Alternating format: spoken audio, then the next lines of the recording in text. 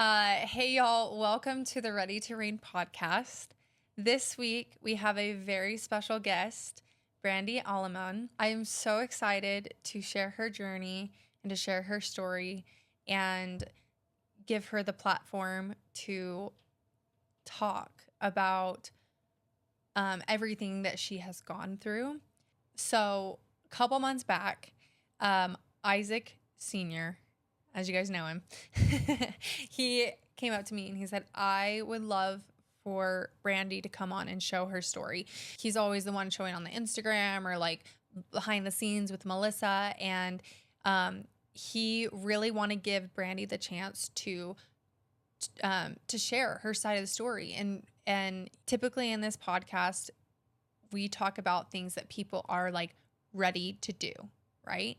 And this episode is about Brandi and her story and the next part of her journey and taking that and being ready to take part in that next journey.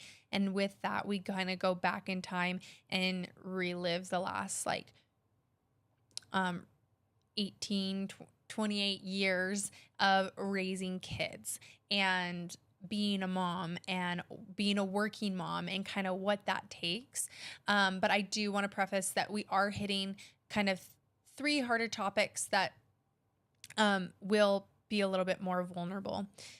One being motherhood, providing and caring for a disabled child, and then also the loss of a child. Brandi is an amazing example of what it takes to have strength, what it takes to have sacrifice, and what it takes to be a mom and advocate for your kids. If you are not in the right headspace, please don't listen if you will feel uncomfortable. But if you want to be inspired and you want to learn more, please stay tuned because Brandi has an excellent insight on where her journey is going to take her next. She tells it like it is with grace. So without further ado, please welcome Brandi Aleman to the podcast.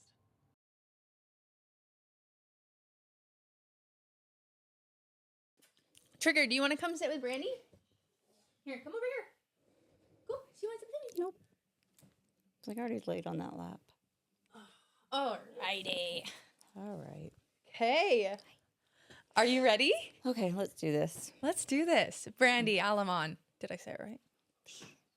Sure. Did I say it right? Aleman. Yeah. I don't know. Throw a little, Okay, you pronounce your name exactly how you guys say your last name. How I say it is probably still not right to my in-laws, but it's Brandi Aleman. Aleman. It's like a Aleman.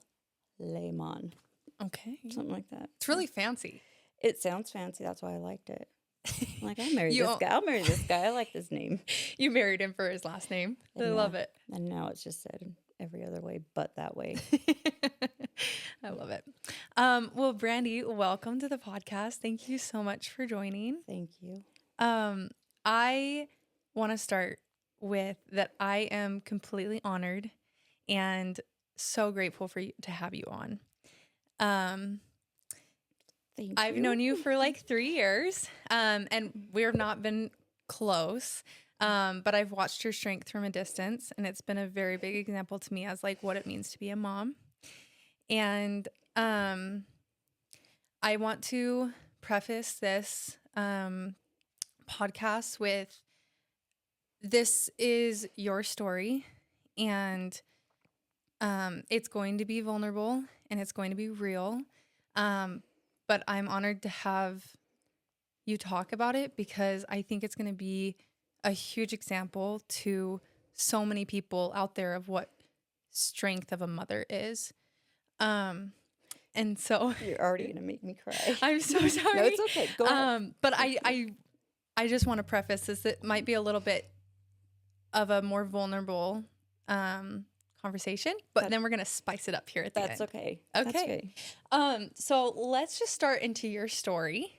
Let's go into how you met Isaac, or maybe even before that, because you Yeah, let's just get started. So tell me where you're Okay. from. Well, I was born in Oregon. Oh, My okay. Okay. But my parents kind of moved from Oregon to Idaho to here. I've been here since I was 10, 11.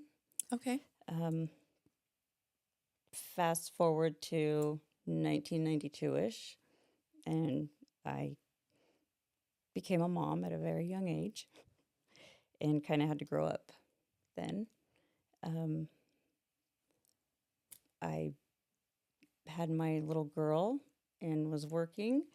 Actually, no. Hold on, go back. I had a weekend, a night out, and I ran into this guy.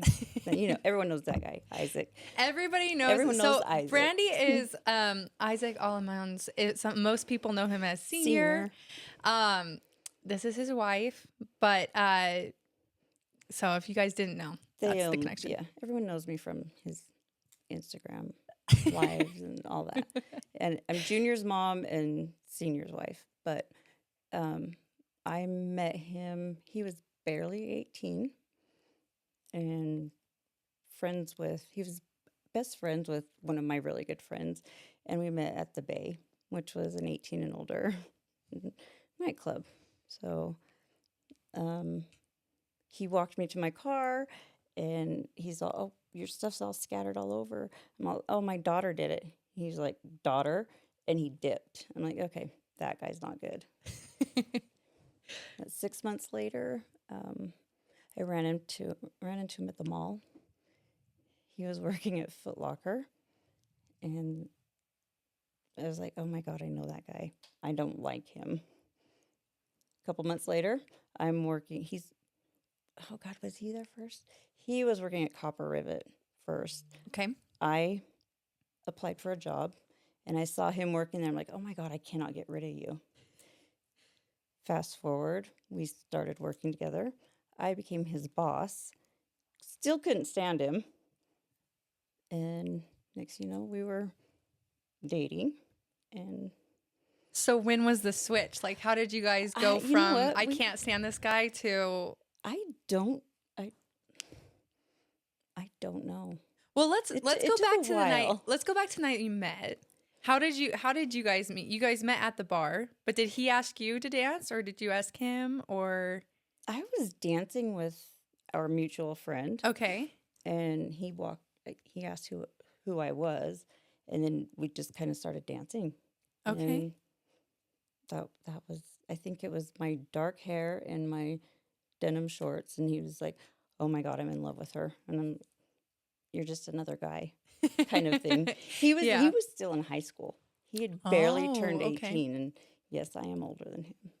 So, but The jokes that I'm thinking he's thinking right now. yeah, I know. I'm sure there's things he wants to say. But It's not about him. It's no, fine. no. Okay, so you were just out night in town, and then fast forward, when's the moment that you knew that he was going to be your person? It was probably a couple months after just hanging out with him.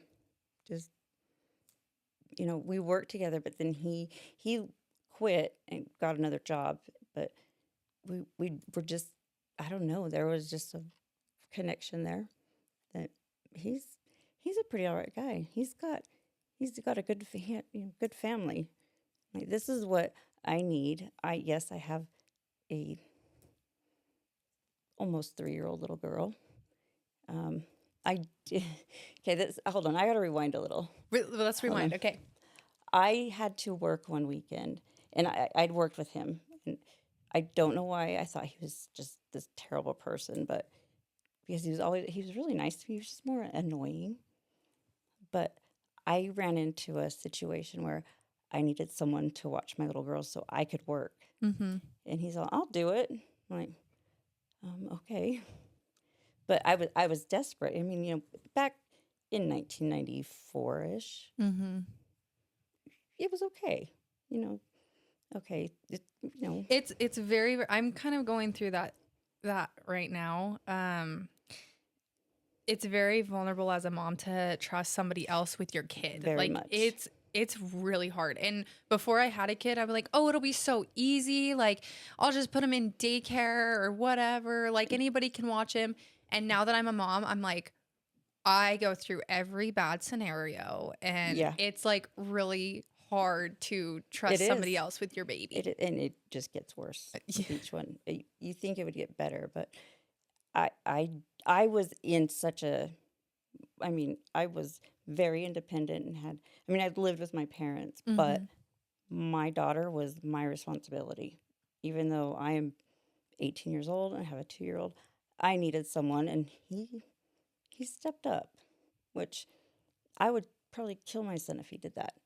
Now, looking back, I'm like, you're crazy. Yeah. The whole situation was crazy, but his mom, she she took my daughter in, and she was one of the grandkids. Yeah. And from there, it's like, okay, you have a good family. You are a good person. And I'm probably going to destroy you with, my independence and everything. But it, he, that's probably what it was. Yeah. I think he was really good with Shaylin. So, Oh. uh, So how long did you guys, so you guys worked together for a while, and mhm. then a couple months after you guys started working together, then you started dating? It was after the Christmas rush, retail.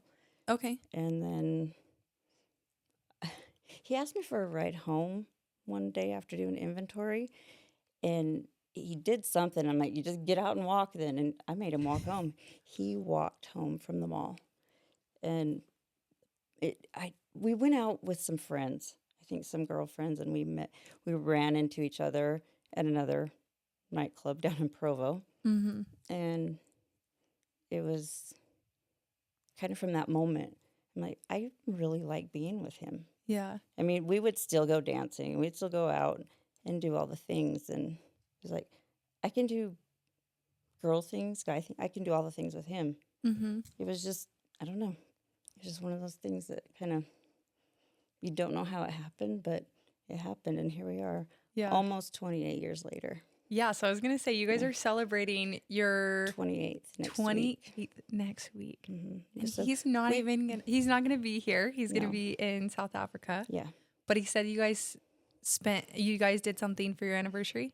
We will probably go somewhere after he gets back. Go somewhere after. Oh, Yeah. you were saying the 25th. You did something big for your 25th? What do we do for our 25th? Oh, no. Tech. Oh, yeah. Yeah. I was in Texas for a total. Yeah. Oh, okay. Yeah. So do you guys have plans this year to do something? No. He's going to surprise you. He's got a good one. I can feel it. He's going to be 20 hours of, flight. I don't, you know what? The best, he's away. My house will be clean. I love the guy, but my house will be clean. So it is a really good anniversary present. There you go. He'll make up for it on our 30th. Okay. I'll come up with something. There you go. That is so fun. So, then how long, sorry, just trying to connect the dots in timeline. I know I'm the worst at skipping over. No, I it's okay. skip everything. I was like, hurry up and get to this, to this, to this. You're good. I am too. We're good. So how long did you guys date and then until you guys got married? Actually, but Utah standards, we dated for a very long time. We were technically, we were dating from March, I'll say February of 95. Got engaged in December of 95, but didn't get married until 97. So Okay. we had the ups and downs, and, almost learned. I waited till he was 21 before we got married. Okay. So, he was somewhat of an adult. So, I love it. So then you guys got married and you had Melissa and Junior.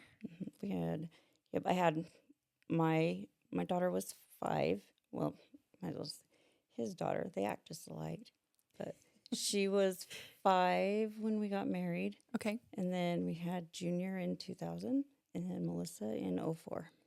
Trying to connect. Sorry. So, 2000. So you guys were married for a couple years until you decided to have kids. Yep, we were married in 97, and then we decided we built our house and moved in February of 98, and kind of lived we're the first group of friends, the first couple to have a house amongst our friends, and we were kind of grown up and felt like big kids. Mm-hmm. And then lived there, had our house for a year, got comfortable, and decided, oh well, let's start a family. Yeah. And along comes Junior. He's my only boy. He's my other half of me. He's I love that kid. He's a good kid. You guys have raised a really, really good one. Thank you. He's super respectful, and I don't know, we have stories that could go for days. Yeah, when he I know, and he's only 25. I know. I'm like, you have There's so much going for you, and you've already done so much, and like I can't wait to support him along his journey. I was not doing any of that at age 25. That's for sure. So, I love it. Yeah. And then Melissa came in 2000. Sorry, did you say 2004? 2004. Yeah. Okay. She was kind of an oops. I don't know. Oops, here we are. I guess both my girls are oopses, but I love them so much. Yeah, she was actually she was born 4.5 weeks early. Okay. But weighed almost 9 pounds. Okay. Because I had gestational diabetes. Yeah. Yeah. So how were your pregnancies? How were all three of your pregnancies? Were they were all so different, or would you say that you were? No, they were all obviously with Shaylin. I was young. Yeah. And everything's. I mean, she was 5'11". She was little. Mm-hmm. She was little, and then but I was healthy, no problems. With Junior, my son, I gotta call him Junior. I'm not sure. Anyway, Junior, he was 8 pounds 11 ounces. He was only 2 weeks early, but I had diabetes at the last 6 weeks or so. Okay. And then, but he was healthy. Great little boy. I had my beautiful house, my little boy, my little girl. And then he started walking at 9 months. And I thought, oh, at 9 months? Yes. Oh my goodness. It was actually Christmas Eve. So it was 9 months to the day. And my house depreciated like you wouldn't believe. I was like, oh, here we go. Little boys are another level. Like wait till yours starts walking. Absolutely. I feel like I'm in the thick of it right now. He destroys everything, but he's like this close to walking, and he's just gonna get up and just take off, and he'll go this way and will not know where to go. And Junior had this permanent little goose egg right here. I was like, it looks like we beat you. But he would just get up. And then the sippy cup or whatever y'all call them now, upside down. I had this really nice white carpet because that was a thing in the 90s. White carpet. It was not white once you were done. Like, oh my God, this is terrible. Yeah, everything destroys. Everything's a mess. There was one day like he just like gets his bottle and like squeezes it, and the milk just like spears all over the car, and then he has bruises and bumps and scratches all over him constantly. They're like, yeah, people think I beat you, but you're just a little boy. Like, you're just busy. You go to get their pictures taken. I'm like, your legs are bruised from... Okay. So, yep. Yeah, Austin has to remind me to let him be a little boy. He's like, let him be rough. Let him do it. Let him do it. I'm like, he's going to hurt himself. Let him hurt himself. Figure it out. Takes a couple times. But, yeah. And then... Are you ready to talk about Melissa? Oh yeah, that's fine. Okay, move on. Perfect. So you had Melissa in 2004, and then will you talk about that journey on how she became sick and all of that? Okay. Yep. So she was born a large baby very early, but everything she was healthy. I mean, she was fine. They sent her home like a normal baby. 3 days. I think we were there 3 days. Actually, the fun part is we changed her name a couple times. Really? We did not have a name until the night before we left. She was nameless for 3 days. What, you couldn't think of a name, or you had like a bunch of different names you couldn't decide? We thought Vanessa was one. I'm like, she's not a Vanessa. She's not a Marley. She's not any of these. So we had this whole list of names, and we kept going back to Melissa. Okay. So the story behind the name Melissa. Isaac, there was this girl in high school who, drill team, beautiful girl, sweet. We just know her, Melissa Jones. Well, Isaac had the biggest crush on her. And they've always been, they're just friends. They're actually really good friends to this day. And so the inside joke is we named her after Melissa. And people are like, how could you name your daughter after someone he had a crush on or was dating? And I'm like, because she's a good person. Yeah. So. Well, and I think as you mature and you get older, you're like, it was a crush, and like you can admire somebody's like confidence and somebody's like beauty, and Why and also he's your person, so you're like, he's my person. It's a good name, and you know what? It's a good person. It's not like it was some. That's okay. I tell everybody I'm named after my mom's ex-boyfriend because she dated a Reagan, and she's like, I liked the name, and I'm like, so there you go. I'm convinced I was just named after a dog, but that's okay. Or the song, but it's not it. Yeah. But so you guys, how did you land on the name Melissa? We just had this list, and we just kept going back to it. Like it's classic. It's just a classic name. I mean, we had Isaac, Melissa, Shaylin, and it just stuck. She looked like a Melissa. Yeah. So we took her home finally with a name, and large family. They come and visit, and you're used to having people come over. You don't think anything of the germs and all that stuff. It was. Mm-hmm. I actually made fun of some friends who would put sanitizer on, don't touch, and I kind of felt like, oh, this is my karma. But anyways, let me go back to so we're home. I go to do her 2-week checkup, and I've told this story so many times, so I'm sorry. It's okay. You're good. We're at her 2-week checkup, and we're sitting there, and I look down, and should she be this color? She was gray. And my daughter's there. Junior was with Grandma because he was just almost 4 and just a boy. Or he was 4 and he was just a boy. Yeah. So he was with Grandma, but my daughter was there, and Isaac had met me there, and we're just doing our typical 2-week, and the doctor goes, "Hold on." Next thing you know, there's an ambulance with a stretcher coming in, and and they take my little girl and put her on the stretcher in her car seat, and we just watch her go out. I'm like, what is going on? And we go up in the ambulance to primary. I don't even remember what happened with Shaylin. Someone came and picked her up or something. I don't know. It was from there. It was a blur. We get to primary, and they're running all these tests. They're trying to do back then we called it a spinal tap, but the lumbar puncture on this little baby who's just a fat little ball. But they're trying to get all these tests, and nobody knows because. And she's just being a baby at that point. She's sleeping. Yeah, she's still she's good. She's just actually the night before. Hold on, I gotta go back. Okay. Again, I tell this story, and it's like I've told it so many different ways. Short version, long version. So yeah. She'd actually stayed with, spent the evening with Grandma because him and it was July. It's hot, So we went to Gateway, walked around, and went home or went and picked her up.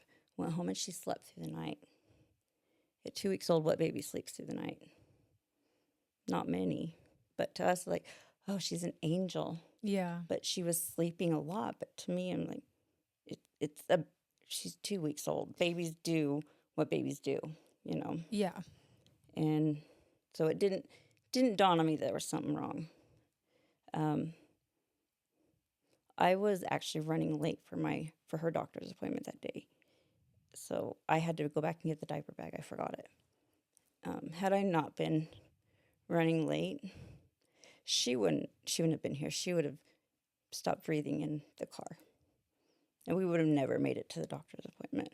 But we were running late, and things just kind of worked the way they did. Mm-hmm. And So sorry. it's okay. Um, So they took her to primary. took her to primary, and she's still did the like test to she's put her in the PICU, okay. the Okay. intensive care. They were running tests. We had infectious disease. We had neurology. I think they had every specialty in there. They had professors from the U, and they were so confused because the test kept coming back as sorry. You're They thought it was they kept saying it's a false positive for encephalitis, HSV1. I'll get to that point later, but basically she had a cold sore on her brain. And Okay. typically everything that was coming back, she would have sores. She should have had like a sore on her body or something, like a cold sore. Okay.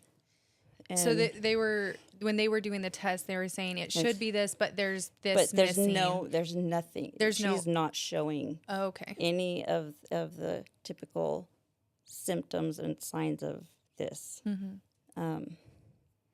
But then they went and they did an MRI, and they found a lesion on her brain. Okay.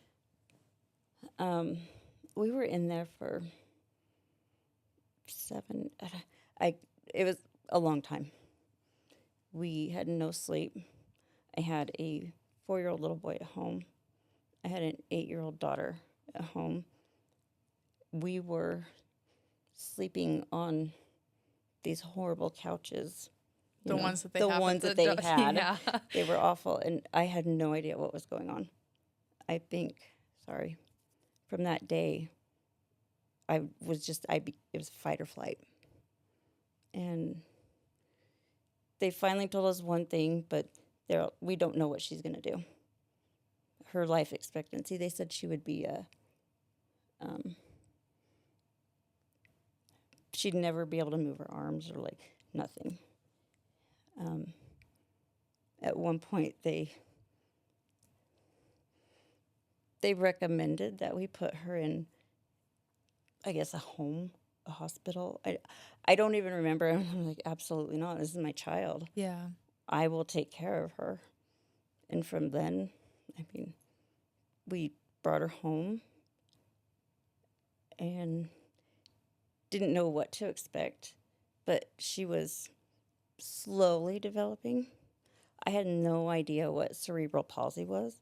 In fact, they didn't use any of the medical terms with me. There's like, you want to take her home? Here she is. And I don't think it was any, it's because they didn't know either. Yeah. In fact, what she had was, it was viral meningitis. Okay. And HSV1 encephalitis, which is not a very common thing here. So there was nothing to look up. But the doctors, they told me, don't Google it and don't try to look for it, where it came from. And we're like, what do you mean? Yeah. Once we talked to infectious disease, well, there is a lot that this little girl's taught me a lot, and I'm like, infectious disease actually tested the strain all the way out to it coming from a cold sore. Okay. And neither one of us have ever had cold sores, ever in our lives, ever. It was a person that could have just been shedding the cells of a cold sore, And because her immune system was not fully developed, because she was 4.5 weeks early, she wasn't able to fight it off. And it had gone to her brain. Instead of producing a sore on her body or whatever, that's where it went. So how long was the process? So you took her in at 2 weeks, but how long was the process until she got diagnosed? They kind of had an idea, probably about 4 or 5 days in. Oh, okay. But they still weren't sure because she was not showing those signs. We went back to infectious disease, within the month after. And that's when they kind of told us more of what it was. Because we had no idea. Yeah. This doesn't happen. We have all healthy babies, But it was a roller coaster. Yeah. We should have lost her a couple times within that 10 days. I mean, there was one time I was out sleeping on that rock hard couch, and Isaac and his dad were in there with her, and she'd stopped breathing again. So they ended up intubating her, and he was by her side the whole time, and I don't know how I navigated through my life. Yeah. But it's like, this is my little girl. We'll just do what we got to do. So. I think that's exactly what you do. Like, you can't understand until you become a parent, and I will never understand the level that you are as a mom. But there's some different levers and switches that go off in you as a mom. You're like, it does not matter. Things change. It's different, and I am there for that baby and only that baby, and everything changes. You just do. Yeah. We could have had a pity party. We could have, let her. You know what? We saw little kids in there waiting for a heart transplant. I'm like, thank God that is not me. And people are hearing our story and like, oh my gosh, I can't believe you're having to do that. Yeah. But you see someone else and you think, thank God that's not me. And you feel for that person, but they're thinking the same thing. It's like everyone, you just see, I don't know, it just changes the way you see things. Yeah. You just appreciate it. But then, like I said, you just adapt. So go into how fast did it progress to the point where you knew that her state was how she was going to live her life? Hold on. Sorry, and if I ask a question inappropriate or long, it's because I don't. It's a really good question because actually, because it was a failure to thrive with the feeding tube. Actually, no, hold on. Okay, Nope. Okay, so Mama's knows. no, it's like something just triggered. No, we brought her home. She was slowly developing. We did notice some rigid arms, and she was very easily agitated. But we thought, okay, we'd go to our doctor's appointments. They'd say it's the brain injury. Again, it took many years for me to realize, okay, we can't take her places. But Christmas of 2004. And sorry, say the year she was born again. She was born in July 6th, 2004. Okay. So, and so then that Christmas, 6 months later, yes, after the 2 week instance of her going to the hospital, yes, and having, okay. So we had summer, we had all the things. We had her at home. She was sitting up. She was developing a little slower than, but we have a picture of her on Christmas Eve of her sitting up and turning around and smiling. So Christmas, she would have been 6 months. Then. 6 months, yeah. Okay. Yeah, so she was, starting to get the milestone. She was maybe a couple months delayed, but we made it through Christmas, and then January 10th, we had her. We'd put her into daycare with Junior, and Isaac and his mom would take them both to daycare because it was over when they worked at the state. And you were still I working was full still, time. yeah. Okay. I realized today I've been working full time since I was 16, 17. So, Baddie. Okay. yeah. Working. But the only time off was having kids and vacations here and there. That's okay. Props to you because that's a lot of work, Yeah. and I am really trying to not to bring this on me at all, No, but no. I'm trying to learn the balance between like being a working mom and like it is so hard. So how you just did it for like the last, I want to say 18, but I don't. You've been Well, doing it for my way longer daughter's than that. 33. So. Okay, so for But, 33 years, well, you have been a working mom, and that is freaking kudos to you. That is a lot of work. You know, I have to say this. I did have a good husband. I do have a good husband, not did. No, he was again, he was raised in a very supportive family environment, so he knew how to step up when it, you know. Yeah. I mean, Do you ever feel like, and maybe this is getting deep, did you ever feel like your work was your release or like your, did you ever do it because I don't know, like why did you stay being a working mom through everything that you've like gone through? because I didn't know any better.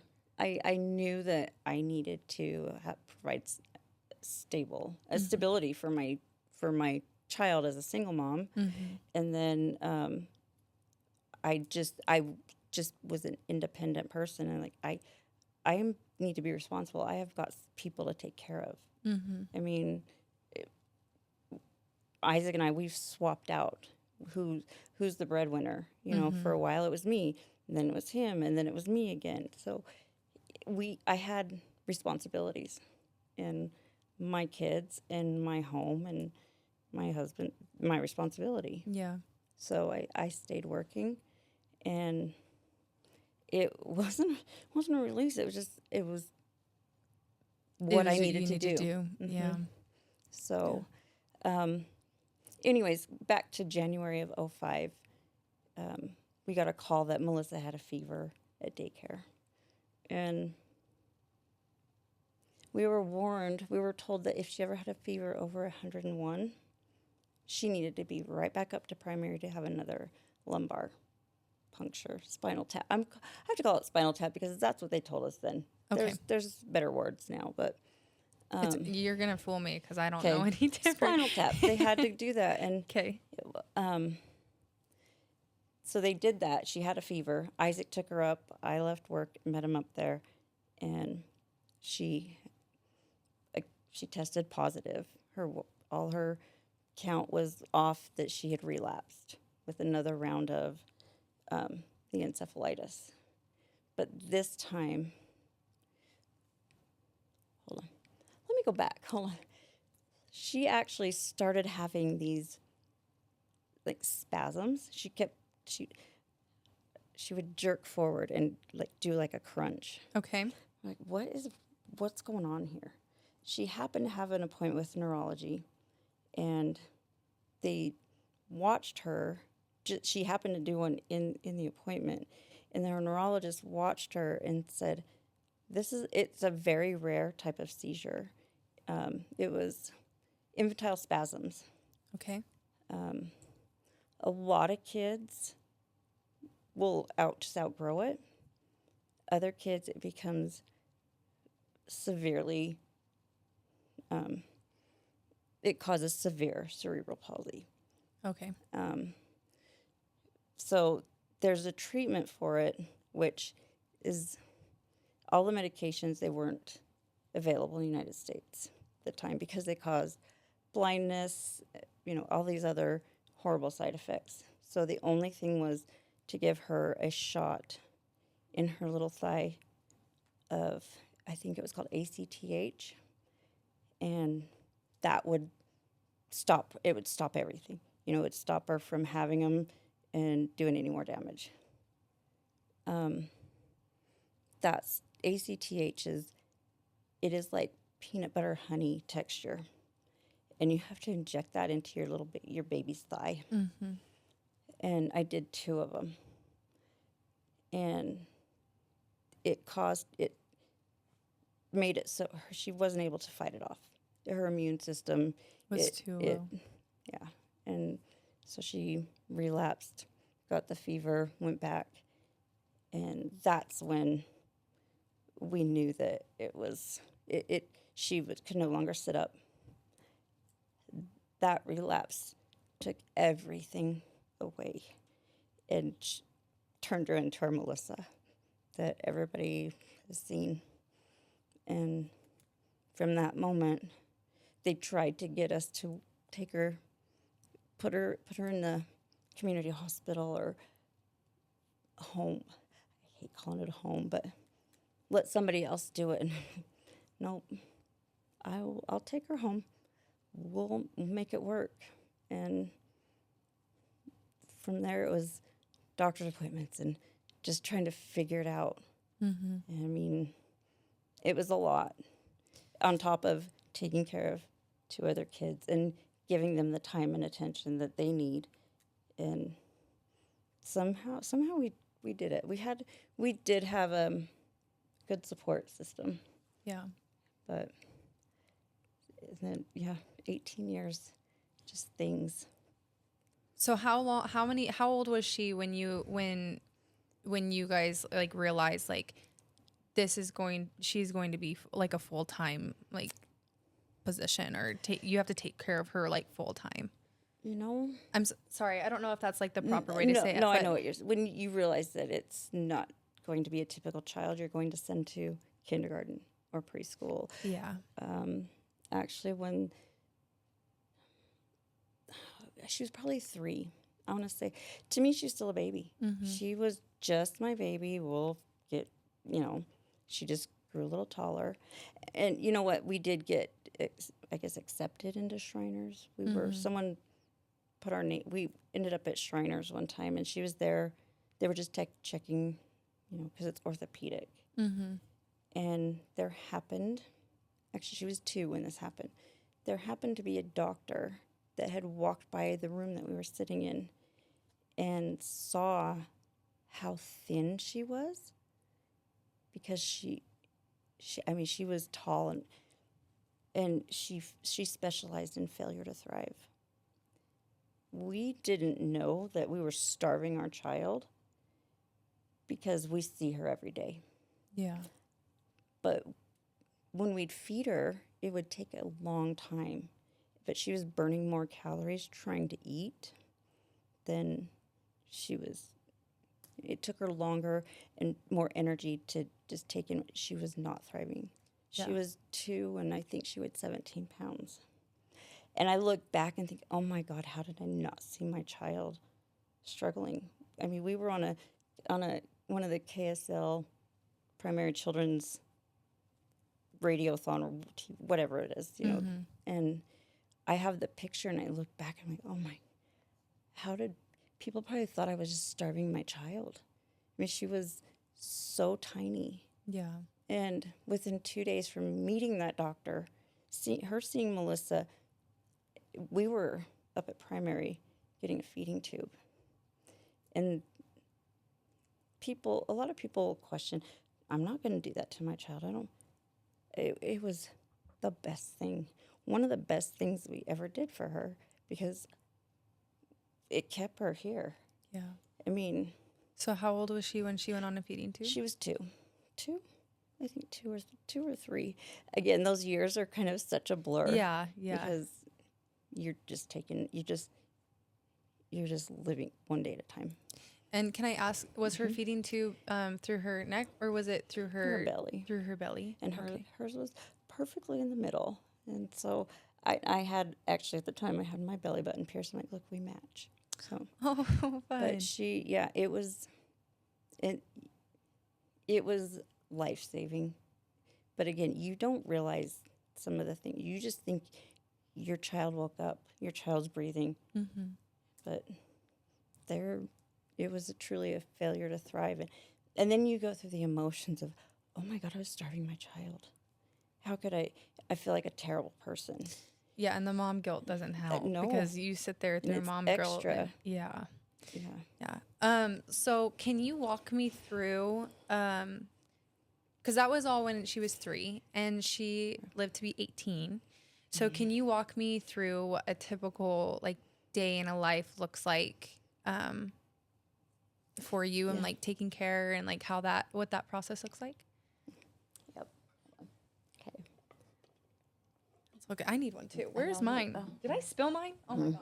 No, it's on the Okay. Well, it took a while to get everything and figure out. I'm- Because I'm she sh- started school we put this little tiny girl on a big school bus, and she was going to school. Can I? She was in a wheelchair. Well, Her we whole had life, or when did you get the wheelchair? Her first wheelchair was, oh my gosh, she was probably 4 or 5. Okay. 4. I think we were at Shriners, and it was. We actually we have pictures. This fat little girl in this chair, and we had to. It was so little that we had like a handle on it. But as soon as she grew out of strollers, when we could not put her in a regular stroller anymore, okay. it's like, okay, we gotta. Again, we had no guidance. Insurance doesn't help you. You're just, okay, tell me where to go. You're just in this fog, and you just do what you're told. And sometimes you're just so tired. Like, do I really need to go to this? She's just my little baby. Do I need to do this? Yeah, I should have done some things. Just wanted to have my little girl, have all my kids, and just live a normal life.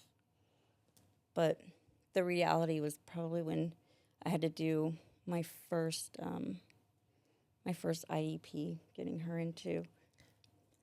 Can you explain what individual? Oh my, you think I know? I did these twice a year for 14 years.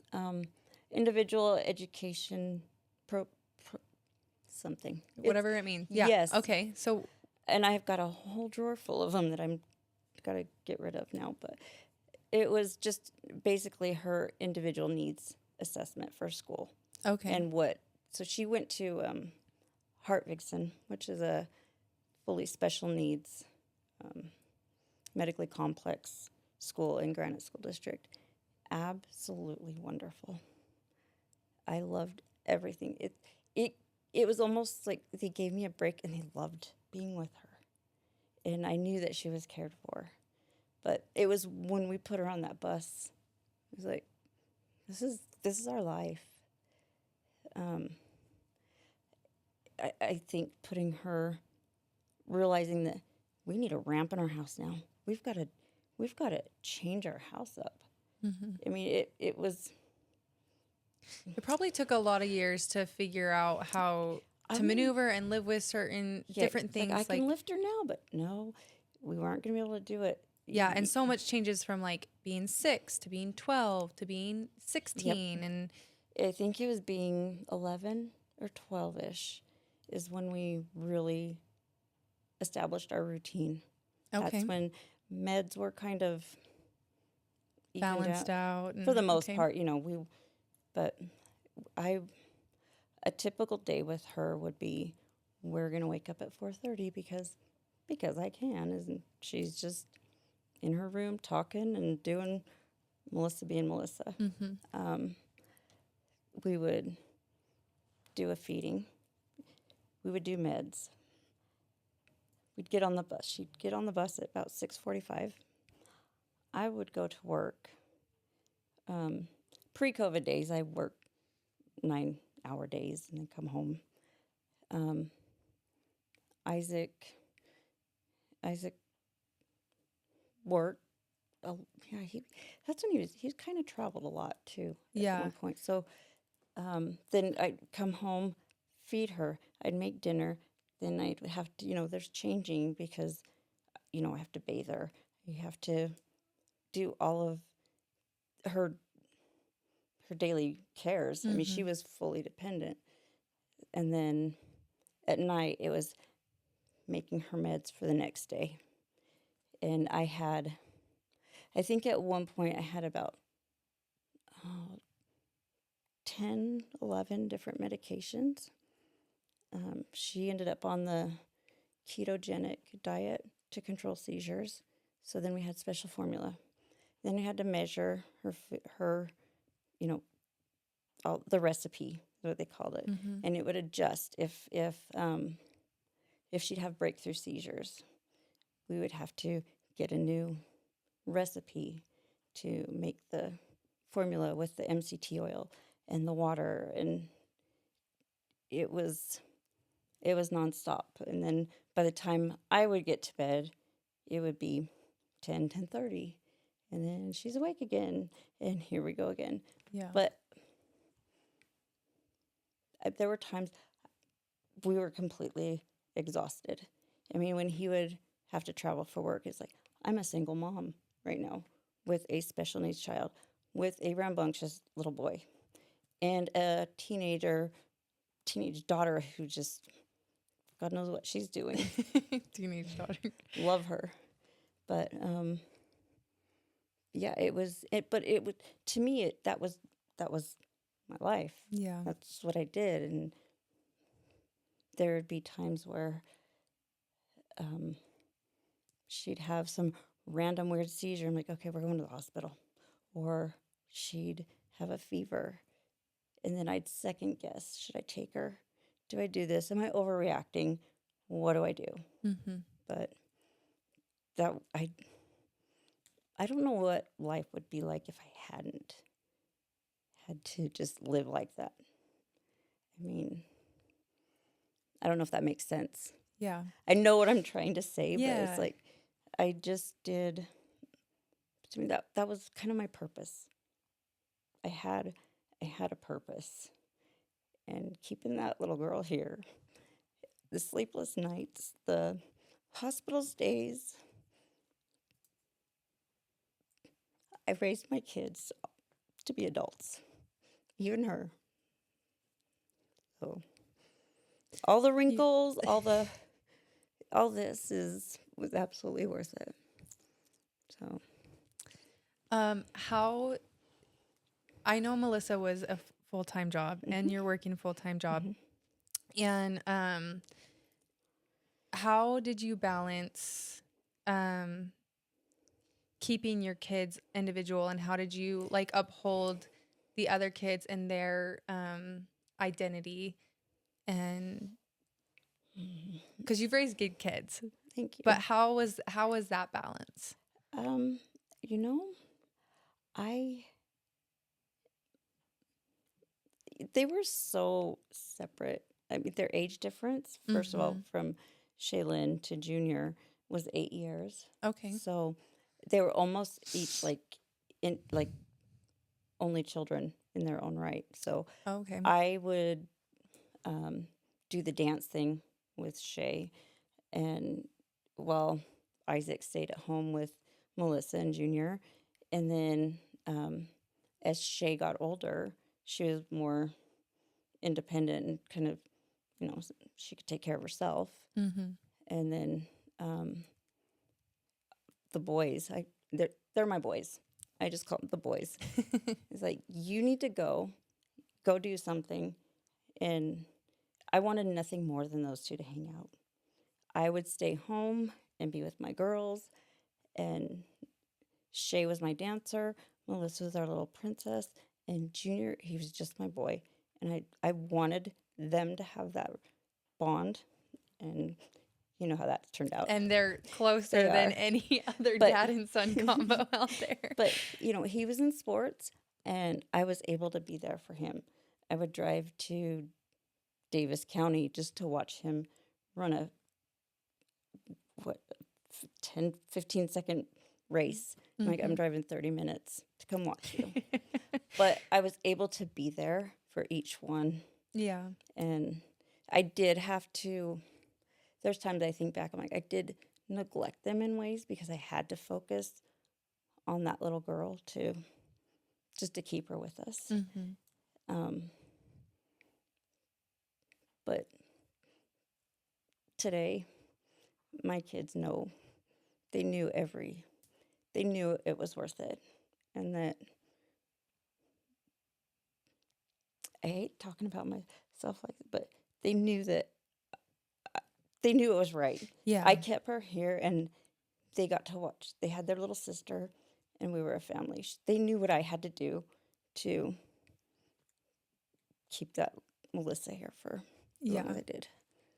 And Well, I think you guys were a really like, you guys are such a good family, and I think it was so fun to like have her see her like what am I saying?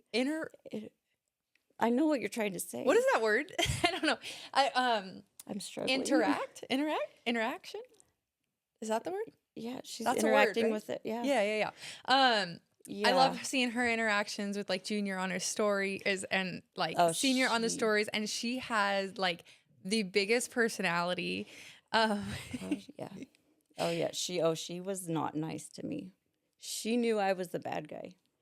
If those two are around, I'm like, no. There were family barbecues and parties. We'd be at Isaac's mom's, and I could not be outside with everybody. I had to go sit inside at the table by myself. She was pissed. She sat there and just stared me down, and she'd get fussy and whiny, and as soon as I'd leave the room, she'd be laughing. Like, okay, so it is. I was a bad guy. I did the meds. I did all the rough things with, It's Dad a was mom the hero. thing. Yeah. Dad and Junior were the hero. Yep. So, and there's proof. I think that's just part of the definition of mom Yeah, sometimes. we're the bad guys. We are the bad guys. So you guys wouldn't go on vacations very much, or ever, but you guys would go to Vegas. Did you Yes. ever take her to Vegas? Always. Always? It was close. It was a drive.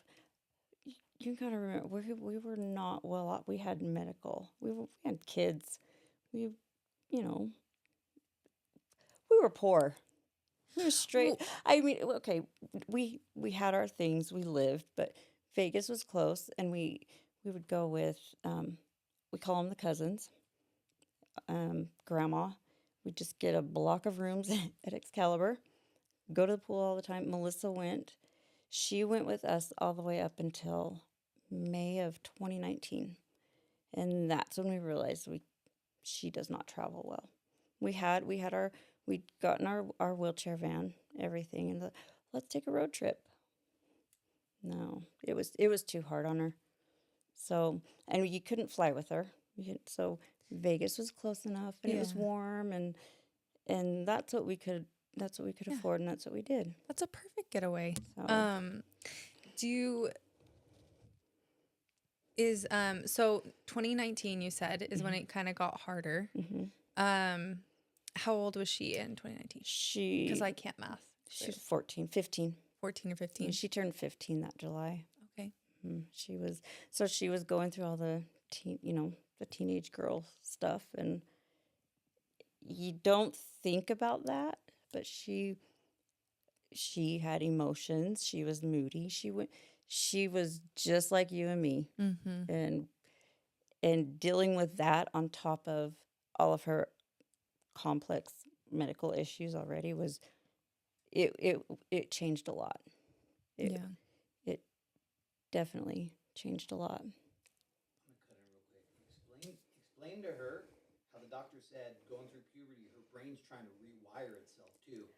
Oh yeah, hormones. The human brain was trying to rewire itself, and that really spun. Yeah, hormones triggered her seizures, and it was a lot when you already have neurological damage. Hormones and puberty was it was so much. We were actually, that was the year that we did end up taking her out of school, because at least twice a week I was called to the school because she was having a seizure, and they cannot administer medication. I was driving 90 miles an hour on 215 to get from my work to school with a syringe of midazolam, Versed. That was her rescue med, and that's because the school couldn't give it to her. And I'd get there. I got to know all of the EMTs. I got to know the firefighters from Taylorsville very well. I'm like, oh, who are we seeing today? I actually ran into one of our friends that we worked with at Copper River. oh, Melissa, here we go. Nice to see you after 20 years. But yeah, so that was too much for me driving. And then I'd have to take her to grandma because I had to go back to work. Mm. Isaac couldn't leave. There was no such thing as work from home. He had to be in his office. He had people coming in, or he'd be out of town, and it was on Yeah. me. And I'm like, I can't do this. And we went to one of her doctor's appointments, and that doctor, I love him. I did not like him at first, but he actually became a good friend. And I didn't know that he'd called in for a respite. Hospice is what it was. There's a term for it, but it wasn't like an immediate type hospice. It was like a long term. And that's how we got our nurse. And then we also qualified for, which actually let us have respite stays where she could go to primary and stay for up to 5 days, and we'd have a break. Okay, so can I just dive in and have you explain that just a little bit? So, at age 15, or I'm sorry, so from kindergarten till age 15, she was at that school. Yeah. And then you said 2019, 15 years old, that's when she transferred to more in-home care? Yeah. Okay. She actually transferred into, what do they call it? Home hospital care. Okay. Where she actually would just be at home. We only did that because that's when we learned that we qualified for a nurse, and it was through a whole, I still don't quite understand the hospice and insurance stuff. It's so confusing, but it worked, and it worked for us. Mm-hmm. And whatever her doctor did, God bless him, because it probably gave us more time with her and our sanity, And the doctor, you're saying the doctor that transferred her from in-school care to at-home care, that's the one that... They call him, I don't know what they call him now, but it was called comprehensive care. Okay. And basically you have one doctor who works with all of the specialties. So there's one doctor, and it's usually like a rehab doctor. And then they communicated with neurology, infectious disease, orthopedics, because she ended up getting a baclofen pump for her muscle, or her. There's a lot that went in between her going to school and then where we were. Yeah. There's so much that, again, it was a day-to-day thing, and it's just like figuring out your routine. It like, is. And as you're just now figuring out the routine, then she changes it. It's exactly what yes. And then she hits puberty, kinda and then her dad. And she has her own personality, and she has her own likes and her own attitudes, and so it's constantly changing. Exactly. Yeah. And then I learned. I just call it. It was Melissa's language. We knew how to communicate. Mm-hmm. I knew what a yes was, and I knew what a no was. So she never was verbal at all. No. Okay. No. And then she was in the wheelchair her whole life. Yeah. Basically from I just like to say 5, because that's when school started, and that's when, and then 2019 is when we got our nurse. Okay. And she started doing the home hospital school. Okay. And we'd actually have a teacher from one of the elementaries that was a special ed teacher would come to the house, and so you would have the nurse. Would be there. Okay. Would you only have the nurse like during the day, or did I had you 8 hours a day, and that's where the nurse liked to change my work schedule. I was like, okay, I got to be home by this time so the nurse can leave, but so Isaac would have to change his schedule. It was a whole thing, because again, it was pre-COVID. But did COVID change a lot of things? COVID was a blessing in disguise, I guess you could say. It was probably the best thing that probably could have happened to us. it gave us time to be with her. I was able to work at home, which was just getting ready to start a pilot program with the state of Utah. And my agency wasn't even remotely close to it. So COVID gave me more time with my little girl in the end. Yeah. I it was That's crazy how, like, I mean, obviously a lot of people look at, there's a lot of negatives that went on with COVID. A lot of people went through a lot of just shit. I don't even know how else to say it. It was, but there are so many positives to come. And like, what a blessing for, like, if she did transition from school to that in 2019, like, you guys, it was almost like it was preparing you for COVID. It gave us more time to be with her. I was sorry. I'm talking so much. I don't know. You're good. This is how Isaac feels after a show or something. I was working, and just to hear her laugh. We had the nurse, because our nurse and she would be there. So I was working, but I would hear her laughing. I'd hear her cry, and I'm like, nope, the nurse has this, but I'd still be right there. But just to be there and hear her while I'm working, I look back and COVID was truly the best thing. That COVID gave me my little girl. If that, I had the time with her. So otherwise, if it had been I probably would have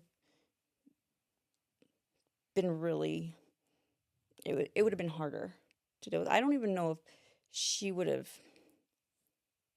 been able to if she would thrive have that long. Yeah. But it was wonderful.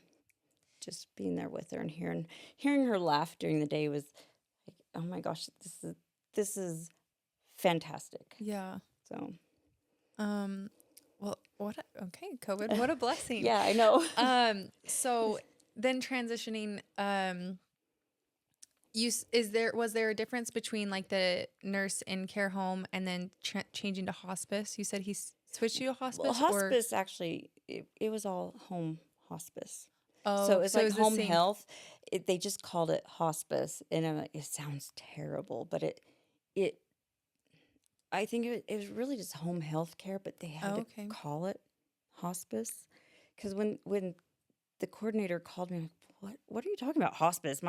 We're not dying. Yeah, because I feel like that's a term that I would hear, that you, like, when someone is dying, you would go on hospice. Exactly. But I guess there's other terms that would fall under it, I guess. There is a term for it, and I don't know exactly what it is, and I'd probably say it wrong if I tried, but it's okay. It was home health care. Okay. That it was treated as a hospice. It was just a long-term thing, and they would come in. We had our nurse, then we'd have like a weekly, then they'd have a different, like a home health that would do like basically our checkup, everything. They would, respiratory, if we needed other meds, they'd send them in.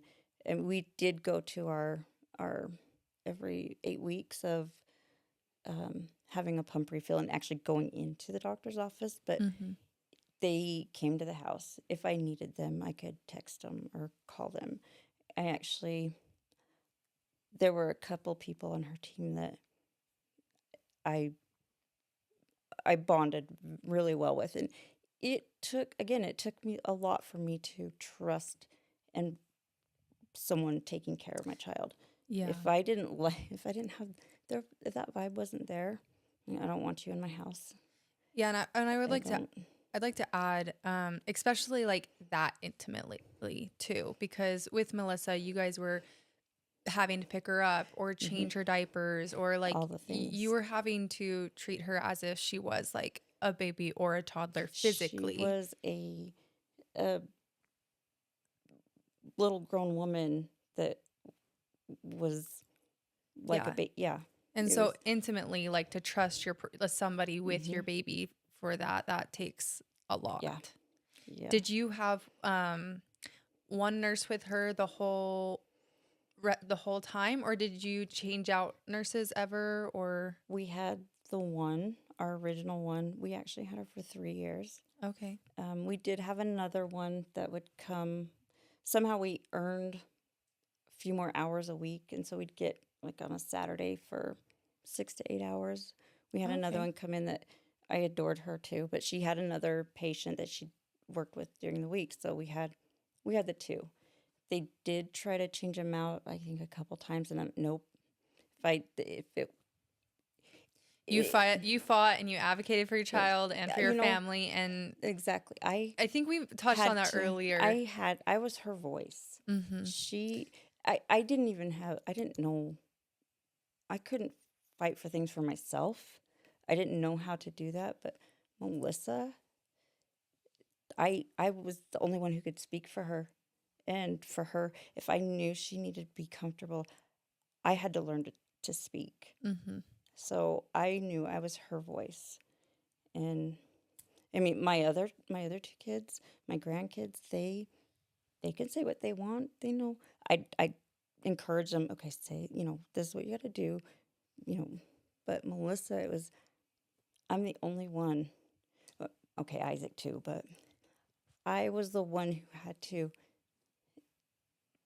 you know, translate what she is feeling and say in words that they understood, so they knew what to do. Mm-hmm. And um, there were a few times we were admitted to the hospital for something, one thing or another, and we're sending her home. There were times I fought. I'm like, no, we're not going home. There's something about it.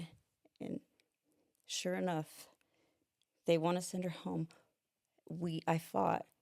She turned around and spiked a fever.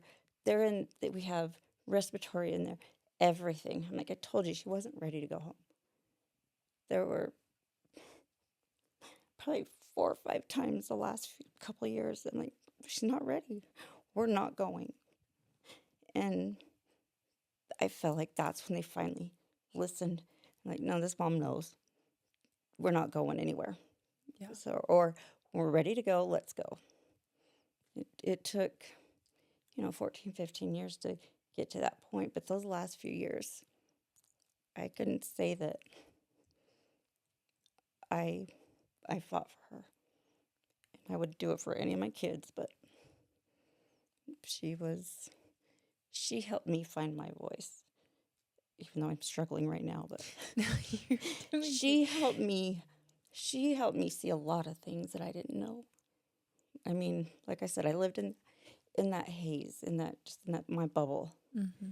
But that girl, in her own little way, taught me a lot of things, and I'm still learning from some of those lessons from her. So, When did it kind of start to change, or when did you guys did like transition? Because she passed away. It's been 2 years 23, now. Okay. February 23. You know what? We survived, I want to say, the first 3 or 4 variants of COVID. Mm-hmm. And then I don't know how I got it, and I went down hard. And then Isaac got You it. got COVID? I got Okay. COVID 18 months into the whole COVID thing. Mm-hmm. We had nothing. She was actually really healthy. And then Did she ever get COVID or? yeah, but she was just fine from it. That's the funny thing. Oh. She actually got the flu, and it took her out. That we were in the hospital to the point where the hospice nurse came in and said, you might want to have your family come and say your goodbyes. And that's before you could have, the COVID restrictions. Like, oh my God, I have my kids over here. We have grandmas. Okay, let's take her up there. And she turned around and she was just fine. She did this 3 times, where that she's fine. We went through that whole thing. I'm like, I'm not having my kids come up here. I'm not doing this. But we didn't realize the flu had actually damaged her lungs. Mm.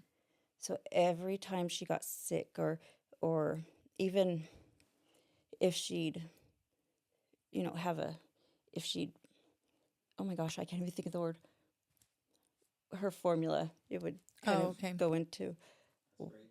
aspirated. There we go. How did I forget that word? She'd aspirate, and it would just slowly damage her lungs. She did that three times from 21 to December of 22. And then January of 23. Actually, it was right before Christmas of 22. We had a horrible, horrible 10 days, 2 weeks where no sleep, nothing, no sleep. It was completely exhausting. And then January, actually, we got a respite, one of our respite stays where we took her to Primary Children's at Riverton. They kept her over New Year's weekend, New Year's Eve. Isaac and I had New Year's Eve. We had date night, and we went and saw that Whitney Houston movie. I don't remember what it's called. Went to Cafe Rio and sat down at the restaurant. We didn't DoorDash. We walk out and we out of the movie, and it's snowing, and we're like, let's see what 2023 brings us. Little do we know, in 2 weeks we'd lose our nephew. And then Melissa was a complete angel in January. I say she cooperated so we could, handle the loss of Jacob. And then she just decided that Valentine's Day Isaac took her in for her regular checkup for pump refill, and she'd get Botox in her hamstrings because they were so tight. Did all of that, and then came home. She was always restless after those appointments. We're all completely exhausted and then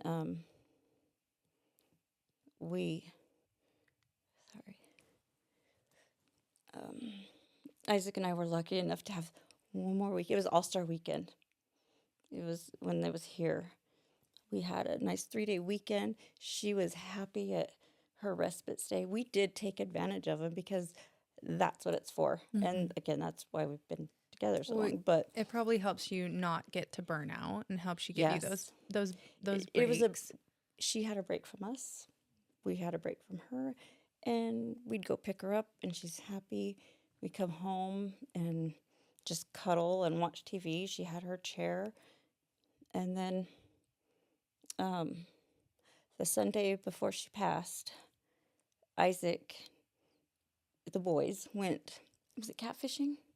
Catfishing. Ice fishing, something. I don't know. It was fish. And I know they made a mess in my kitchen, but I love them. And Junior and his girlfriend came over. Melissa and I, we were watching, it was the first episode of American Idol. And she was sleeping. We picked her up, and she was sleeping all day. Like, this is typical. We know how this goes. Well, they were so noisy. I thought, you guys are going to wake her up. She didn't wake up at all until Junior went to leave. And all of a sudden we hear this happy little squeal. And it scared the shit out of me. Like, what just happened? She woke up enough to basically say hi and bye. And he left, and she closed her eyes and went back to sleep. So we do our nightly routine, meds, changes, feeds, whatever. Put her in bed.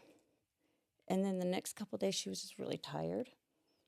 And then Wednesday, we had that really bad snowstorm.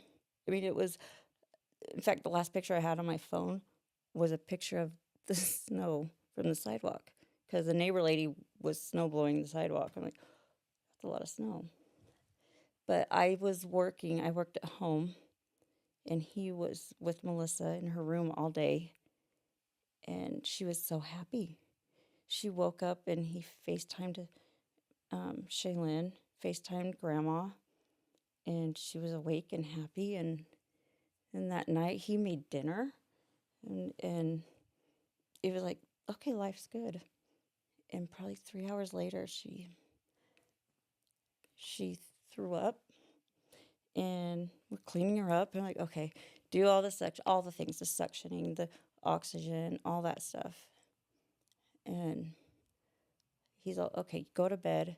You got to work in the morning. Again, COVID blessing. He was working at home.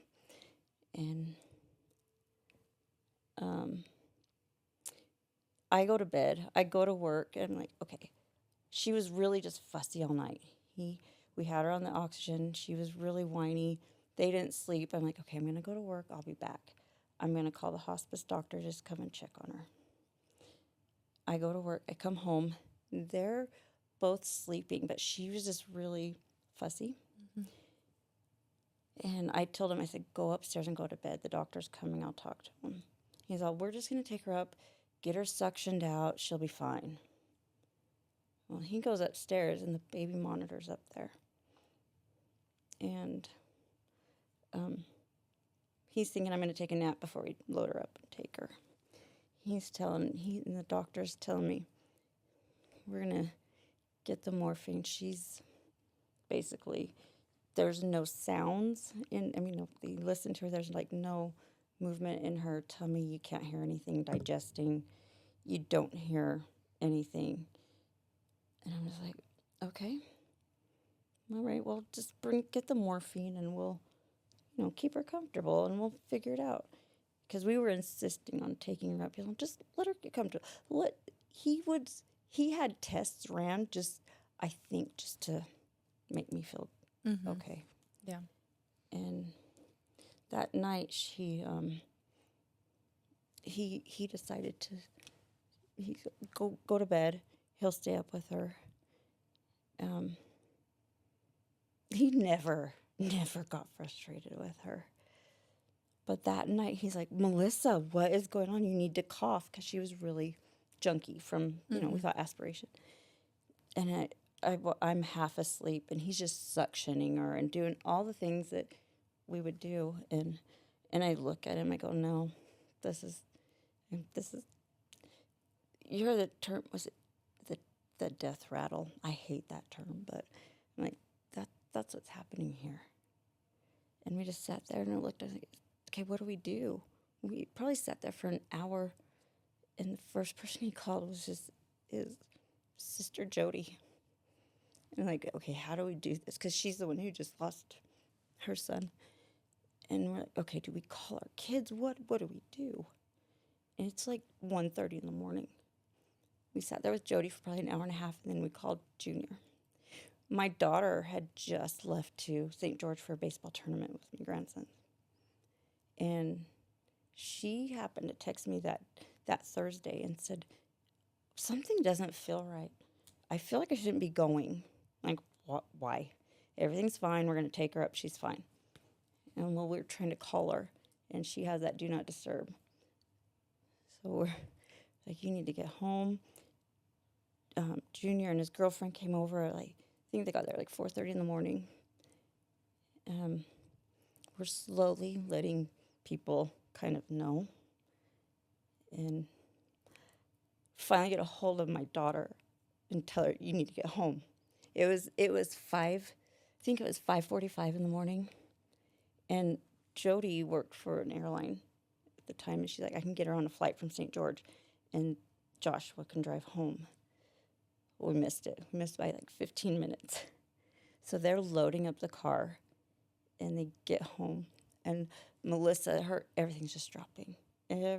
We have her on the highest amount of oxygen, and we have his entire family there. Everyone's just, sitting at the table. No kids. We're like, no kids here. It was grandma, grandpa, brother, sister.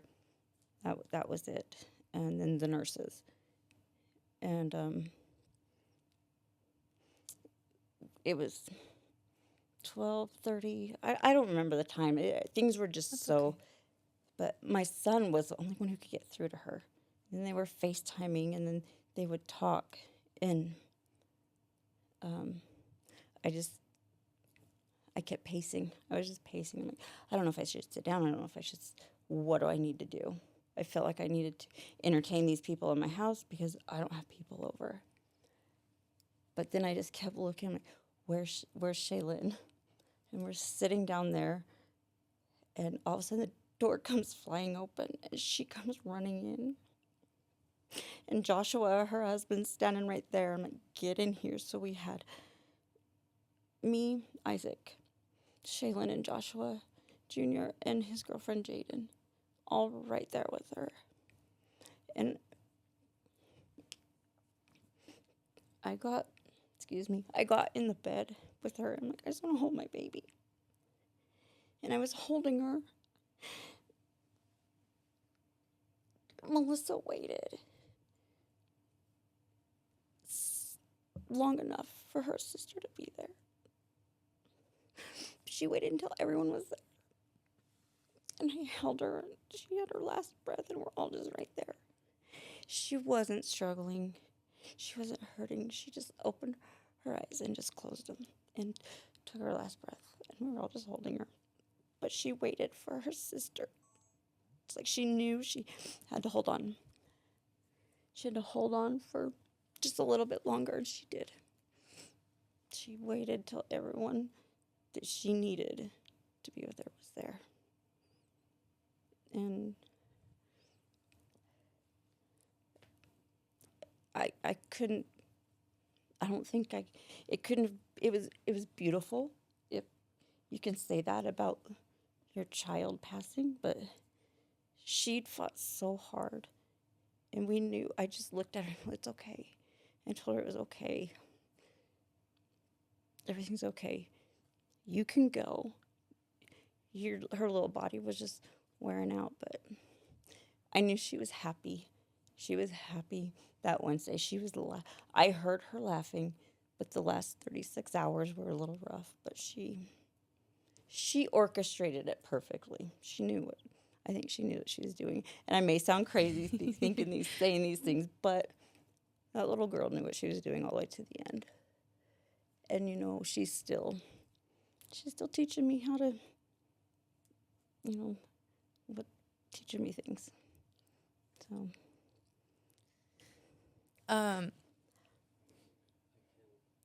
I think Isaac did say how peaceful it was, like in the end. And I know there was tons of stressful moments and a lot of close calls, but then to come back and it, like, her be with her family and, like you said, orchestrated. She did. She made sure to have full control of always, every day rotate around Melissa. It was Melissa.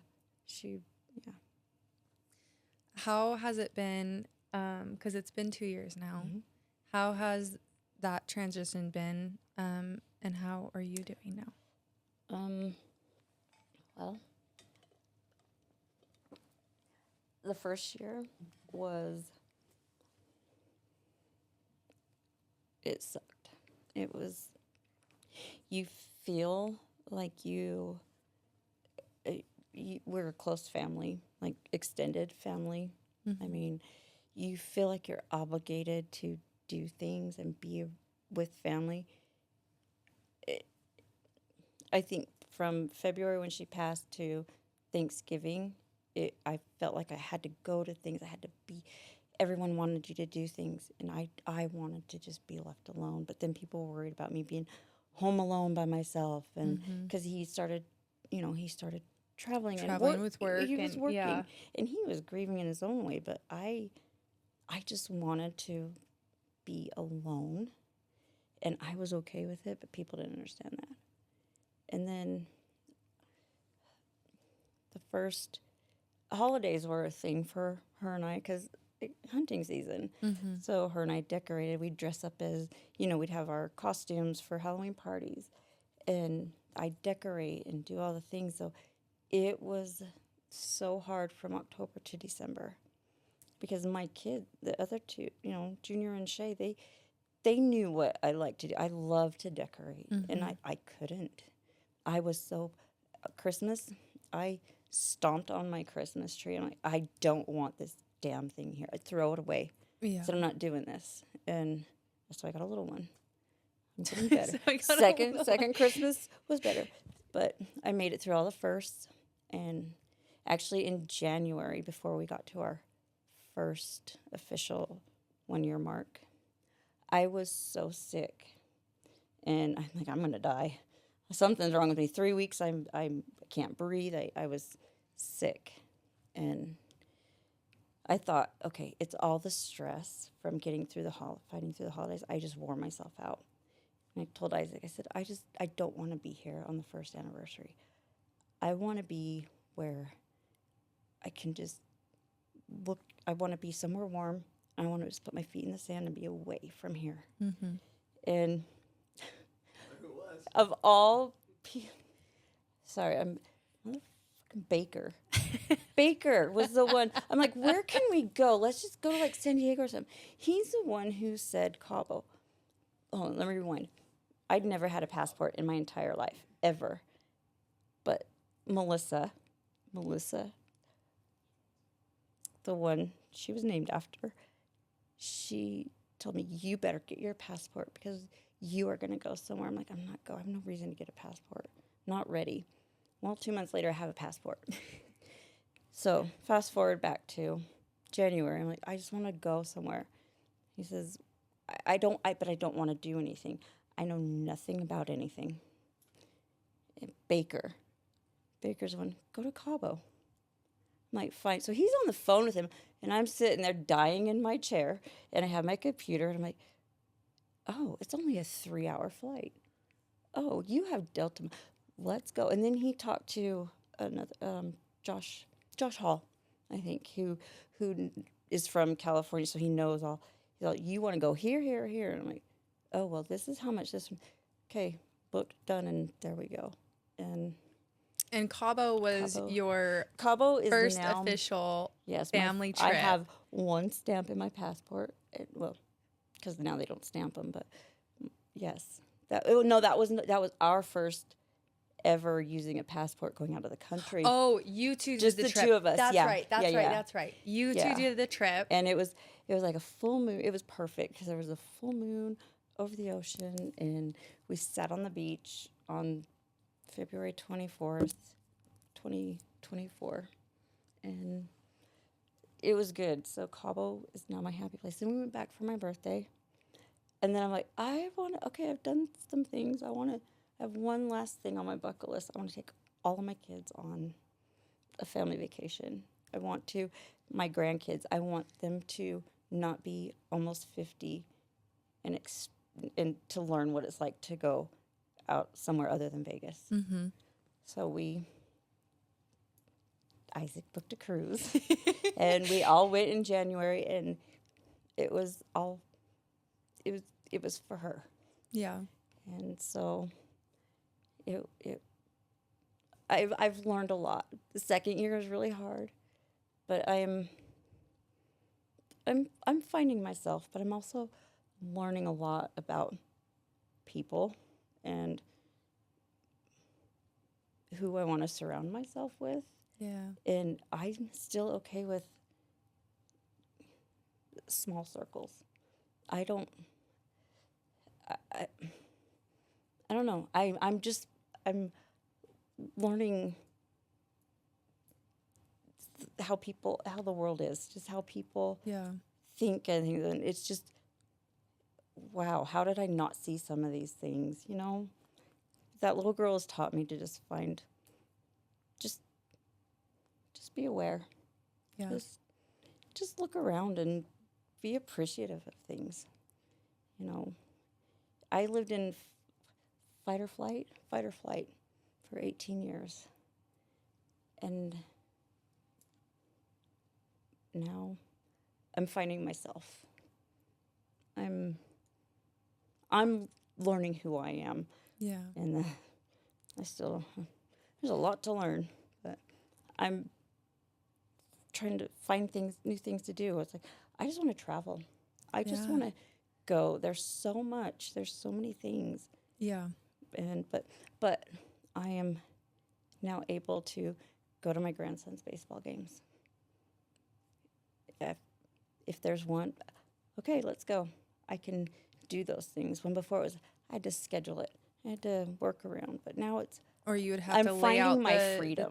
yeah, yeah. It's a freedom that a lot of people have that they don't realize. You know, be appreciative of what you have. But now I'm learning, and it's still weird. I still DoorDash. Don't get me wrong, I still DoorDash. We are not going to hate you for that. No. We will support you all. I am like, DoorDash. you know, him and his diamond or whatever travel status. I have DoorDash status. It's just easier. But it is what it is. Yeah. And I'm learning. I make dinner once in a while, but I don't know. I'm finding my freedom. I'm finding I can go to the store at 7:00 at night. I did learn on a Friday that my daughter and I can spend hours in TJ Maxx. It'll get you. It did. It will get I didn't even get to It'll- the clothes. I'm like, we got to go pick up these boys and get to baseball. Have you done Home Goods too? Yeah, it was all connected. It's that one out in Oh, this Riverton. one's connected? the Okay, one out in Riverton. so the or one next to me is Harriman. not connected, but the one by my house in where I grew up in Texas, the TJ Maxx and the Home It's a Goods whole thing. you're screwed. Yeah. You're screwed. I'm sorry. He was out of town, and I'm like, okay, well, I'm gonna spend my paycheck today, and I went shopping.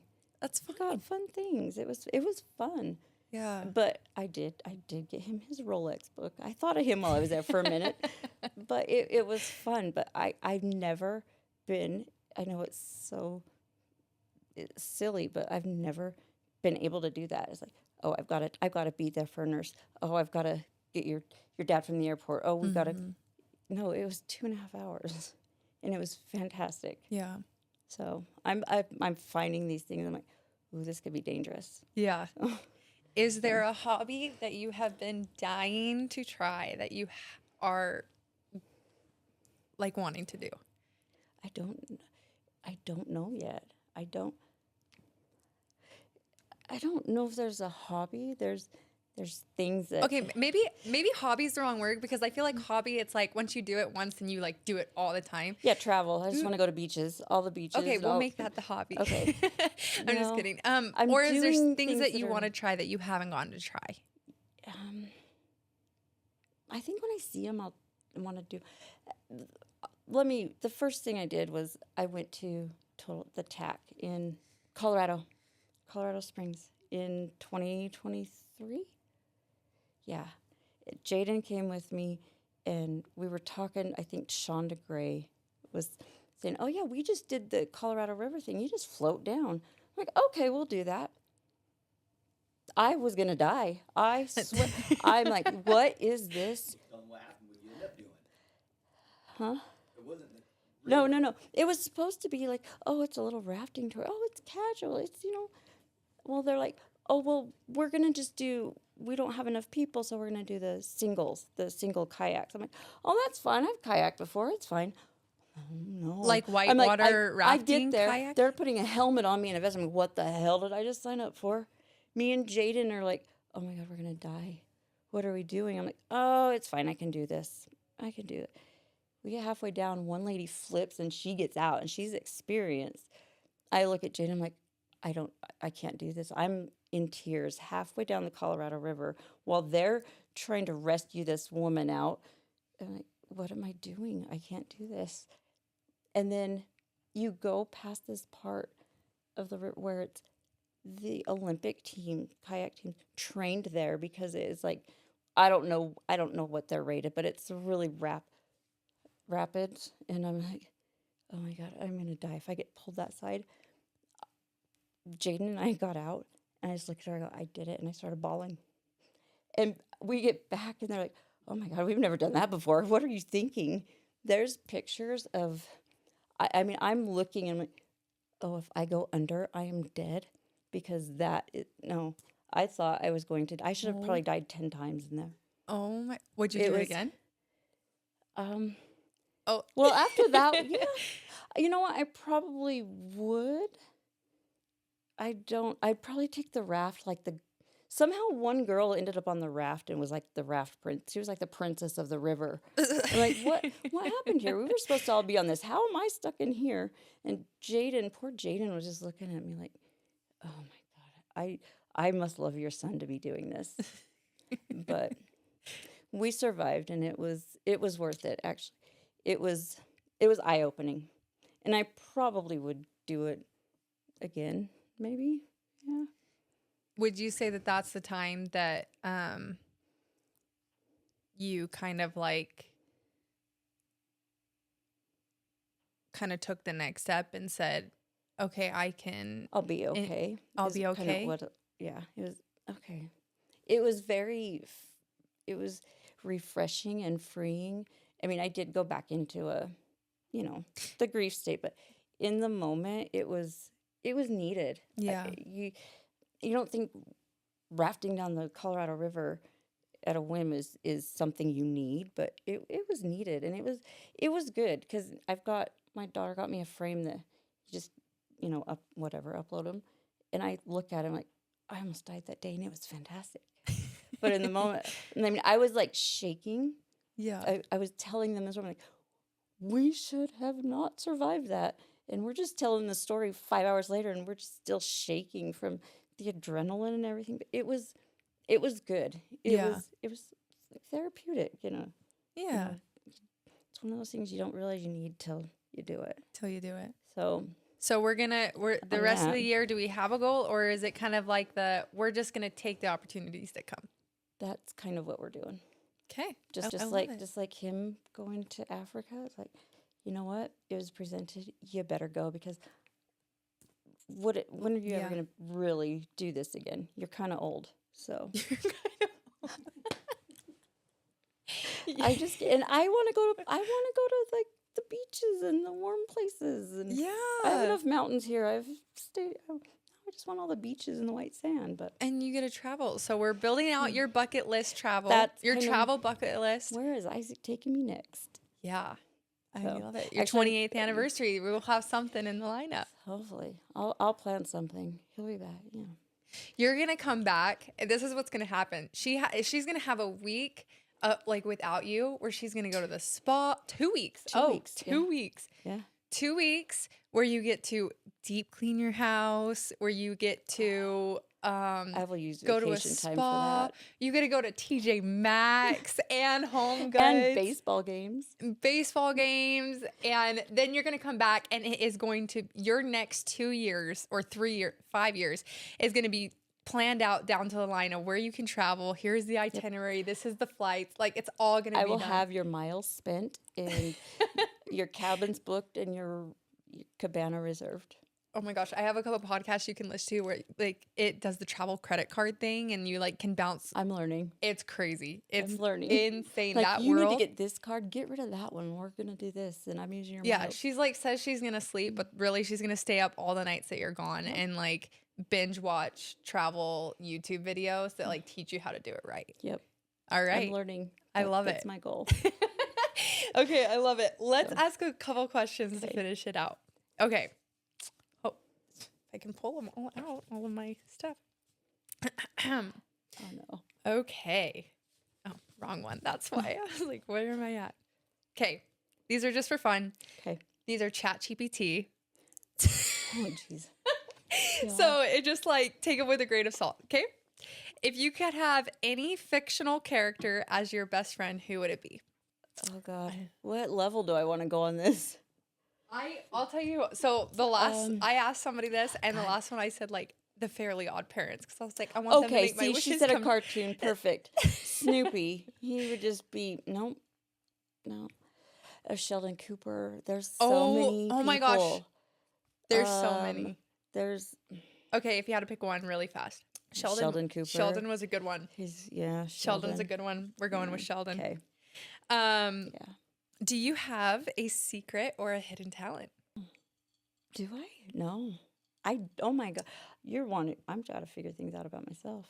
We're going to figure it all out. Does she sing? I wouldn't know. But her mom sings. My parents, yeah. My dad plays drums. My mom's a singer. Do you play any instruments? No. Nope. So is she named? No, I have a name secret that tune. You play a song. I'd probably figure out. Okay, no. She does have a hidden talent. What? She could pick up a beat and a song, You could go on that game show that it's Yes. like, I could name a song in She like would destroy that 10 game. seconds or Yes. 10 beats. We'll be listening to a song. We'll be at a We'll night. be at yeah. Okay, let me think of one. Oh no. Okay, how many beats? Tell me how many beats and see if you can guess it. I have a song in my head. Start with 5. 5. You're gonna guess it. Yeah. Mm, mm, mm, mm, mm. Mm, mm, mm, mm, mm. Okay, I suck.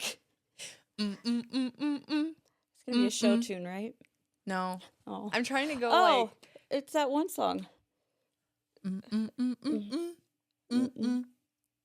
The Slim Shady song. Yes, she got Oh my it. God. The had to real do more. Slim Shady. You had to do more than 5. Sorry. That's okay. That was rough. Honestly, that tune was probably tough because Yeah, I'm not so Slim Shady. Not an Eminem fan, but that's okay. that's probably why. I know who he has like bands that he likes. Yeah, it's fine. And it's I'm fine. also like a country music person, so Yeah, no. I like No. 90s country. Okay. But Okay. anyways. okay. Oh, I failed that one really hard. No, are you kidding me? I'd probably sing it. If I actually played the song instead of me singing it. You probably did it better than if he tried. He There we go. thinks There we he'll do something like, I don't know what Also, you're singing. in that game show, they do play the actual song instead of like Yes. singing it. So I'm probably off tune. It's fine. Okay, favorite way to unwind after a long day. I'm like, give me the remote. Just let me lay there and order DoorDash. Favorite. Feed me. Okay, what's your favorite DoorDash order? Oh, that's hard. I got a lot. Your go-to, It like if you. depends on the day. I know, You know that was a what? little Uncle, he hates it. Uncle Sharky is my favorite right Uncle now. Sharky. It's the poke bowls. Oh, It's so good. And I found out it's in the Walmart in Taylorsville. That's where it's located. I will say is it's kind so of good because I'm not like a sushi or fan. I hate the crab and all that stuff. But you like the poke that bowls. one it's really good. Yeah, to me that's the healthy. Then you got the not so healthy, which is everything else. That's okay. McDonald's is like, just give me a quarter pounder, I'm good. Oh, I love it. Okay. Okay, so these are a couple would you rather, okay? Would you rather do laundry or clean dishes? Laundry. Okay. Would you rather step on a Lego or hit your toe on a piece of furniture? Step on a Lego. Would you rather have your childhood or your child's favorite cartoon character as a roommate for a week or have them sing everything they say? Sing everything they say. I don't think I live with SpongeBob. Good God, no. If you have to listen to SpongeBob one more time. Yeah. Okay. And then final question. Okay. What is one piece of advice that you would like to leave our listeners on the podcast? It's so simple, but never take a single moment for granted. Oh, and it's okay to go to bed mad. It is healthier to go to bed mad. For marriage advice. Yeah. But just enjoy the little moments and know that there's more good than bad. You can go through a lot, but there's more. You'll remember the good. I do like that go to bed mad thing. It is fantastic. Austin's gonna hit me. It's fantastic. But you know, it's funny though, because I tell people, like, that's marriage advice that I tell all newlywed couples, is I say to fight. And like everybody would not say that. I'm like, you should fight. Your first year of marriage, fight. And Austin's like, you don't mean that. I'm like, you're right, I don't mean that. But what I mean is you should fight. You should argue. You should learn how have to to. communicate. Because if you do it 5 years in, you're like, who the hell are you? Where did this come from? We're getting divorced. No, you got to start out hard. Then everything else is just fine. But don't, it took probably about 10 years. Like, go to bed mad. And you know what? You wake up, you're like, did that really happen? That was petty. Yeah. Move along. Life's too short. Life is too short. Those go hand in hand. I love it. And they're all cliche. They're all, yeah, but there we are. Is there anything else that you want to talk about, or No, but we'll see how this turns out. you did great and you are wonderful. And I am honored that you came on and you shared your story. And I do have one thing to say. Yeah. And it is about you. Oh gosh. No. First of all, I am very to myself. Isaac's outgoing. And after everything, I had not really been out until Expo of last year.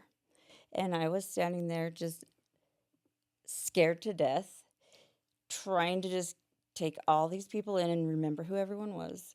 And I look over and I saw you. And you had this little belly, and I'm like, oh my gosh. And you just stood there and waited just to give me a hug and told me that I looked amazing and that you were so happy to see me out. And you have no idea. At first I'm like, who is that? Because again, I was just like, okay, here we and go. the Western Hunt Expo is a lot. It is. So That's probably the worst thing to go out to first, right? But you were there, and it meant so much to me because I have my boys, I have my daughter, and then this last one, I would look over and you're standing there. I just had to give you a hug and tell you hi, and that meant so much to me. So thank you for taking the time to just come and know that I'm not just Junior's mom and Senior's wife, that I'm a person, and I'm Melissa's mom. But thank you for acknowledging me and just being you. So thank you. It meant so much to me. I know it's something so little, and people, again, another thing, don't take that for granted. So thank you. You're so sweet. I hope you know, I don't know what you've gone through the last 28 years, especially with him. Like, he's a handful. We both are. I'm not innocent. But I know the sacrifice that you made to all three of your kids. And I don't know the sacrifice that you made to all three of your kids. And I know Melissa was a huge part of your life and a huge blessing. And I also hope you like have so much joy in the next chapter of your life in like refining yourself and having her guide you through that process still. And yeah, you're not, I don't know. It's hard because it's like you're not just a mom and you're not just a wife, Grandma and a mom grandma and all mom, those and you things. are all of those things. But you're like I'm me. Yeah, and you're I'm Brandi. figuring out what that is, and who knows. And I think you're doing it beautifully. You always you. like, I don't know. I find value in My you. hair's not in a ponytail today, so that's a plus. I mean, I don't know what this is, but it's gorgeous. That's what it is. Start. Yeah, you're doing great. So I'm finding myself slowly, but hey, I'll be 50 this year. Yeah, and Still got a lot of years to go. I feel like it does kind of go back, like as if we go back to the routine, like you're always going to be finding new things about yourself, and you're always going to be learning. You're always going to be growing.